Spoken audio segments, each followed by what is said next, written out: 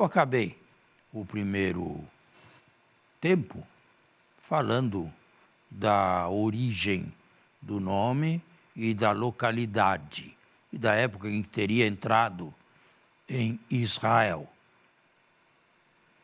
Estava falando também a respeito do politeísmo ou do monoteísmo. Até agora fui claro? Sim, agora fico aqui me questionando, depois de uma explanação hipotética, porém profunda, mas hipotética porque, do ponto de vista histórico, até que se prove, supõe-se que se leve muito tempo, né? E não que algum dia seja provável, né? Precisamente porque se trata de história antiga enfim. Mas assim, padre, algo interessante. Como que podemos, já que o único texto que temos, a partir do ponto de vista sagrado, é o texto do livro do Êxodo, onde Deus... tardio, bem tardio, pós-exílico. Onde Deus se revela a Moisés, e que muito provavelmente isso tenha entrado pelas duas tribos do Reino do Sul, em que dado momento, provavelmente, o povo de Israel sentiu necessidade de cultuar Deus. O fez. E Deus? O Deus nacional de Israel. Yahvé. Ou Yavá, ou Yavô. O Deus nacional. Sim, então, que fez entrada por volta de 150 na Palestina, não só no Sul, na Palestina inteira. Israel mas também. Aí talvez a pergunta do telespectador a origem desse culto se deu pelo crescimento do culto a outros deuses?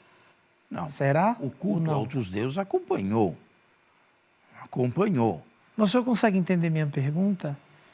O que teria despertado a questão de querer se cultuar a um Deus nacional, a Yahvé, por exemplo? Mas não se tinha em lugar nenhum a ideia de monoteísmo.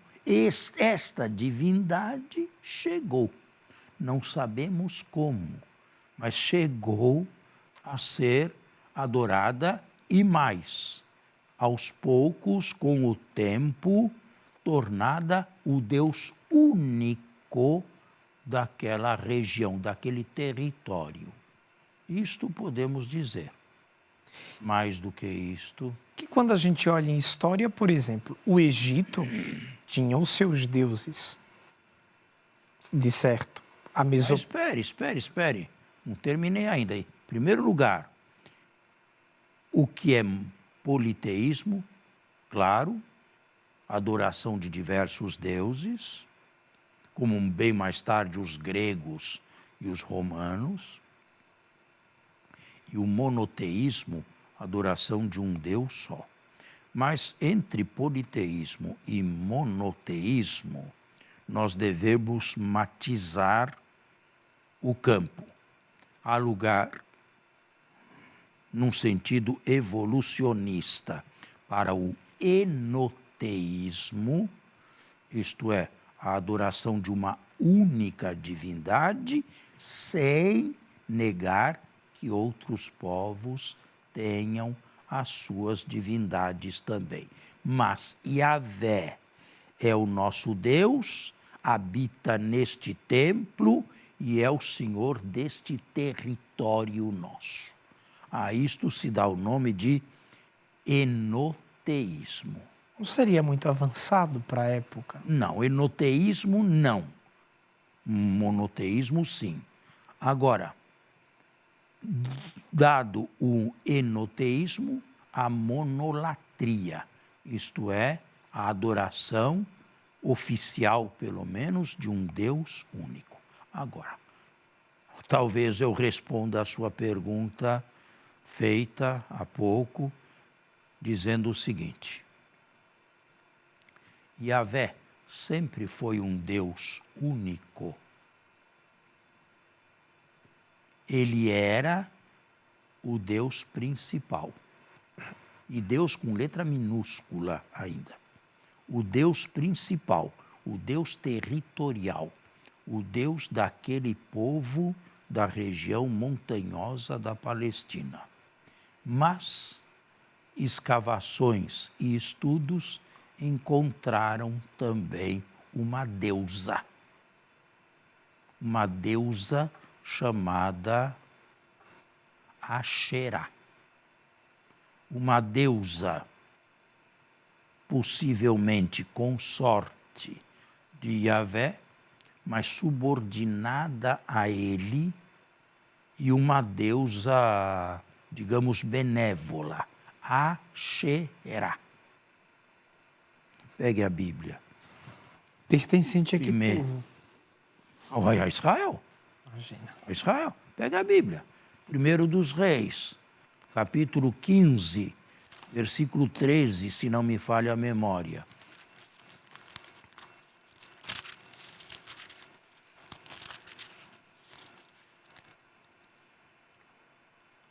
Leia em voz alta.